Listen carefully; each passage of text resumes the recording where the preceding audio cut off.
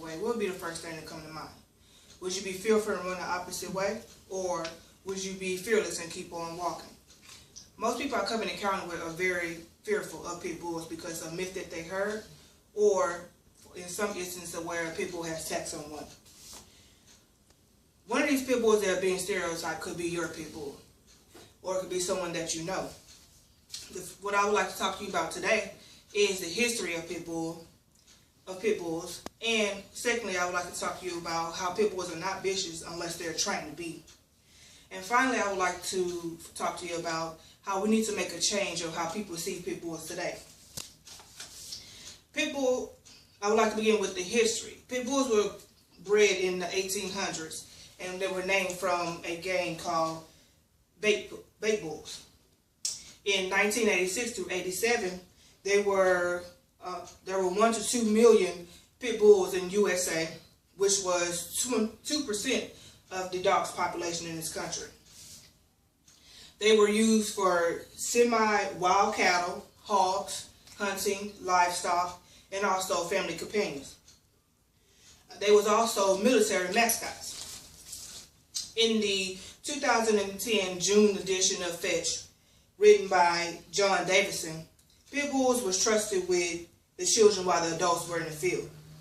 In England, the Staffy bull was known as the nanny dog or the children's nursemaid because of their nourishment demeanor towards children. As time passed, the image of pit bulls has changed from positive to harmful. As you hear about the history of pit bulls, you can understand why pit bulls were not bred to be vicious or bad dogs.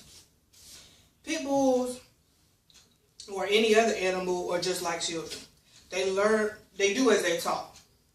Pit bulls are not vicious to anyone unless their owner trained them to be killers or harm others.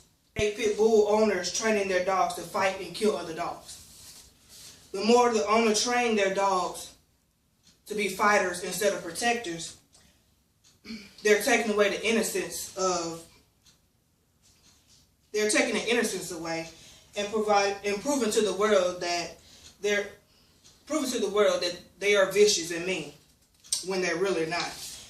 So how can people judge and stereotype an innocent dog when you hear every day that children in other countries are being trained for war and to kill, or when innocent teenagers drafted out of high school, joining the army, and being taught to kill and destroy, then come back home, and some of them, there are some instances where some of the soldiers, they do kill others and kill themselves. And we as Americans never realize how we have taken away the innocence of the canine, these canines and destroying their images to society. Finally, we need to change the way people see our pit bulls. As a pit bull owner, I like to start here and now changing the way people see pit bulls. My dog Zaya, he may be very playful and energetic, but he is not vicious. I'll never want people to see him in society as very harmful. We need to stop these owners that are training these dogs to kill and bringing harm to other people. As you can see, pit bulls are not vicious unless they're trained. I have told you about the history of pit bulls. I have also told you about how they're not vicious unless they're trained to be, and the fact that we need to change how pit bulls are in our society. What if you see a dog walking down the street and the dog was hurt and needed help, and you were so fearful of the dog you ran the opposite way? And what if that dog would have died? How would you have felt?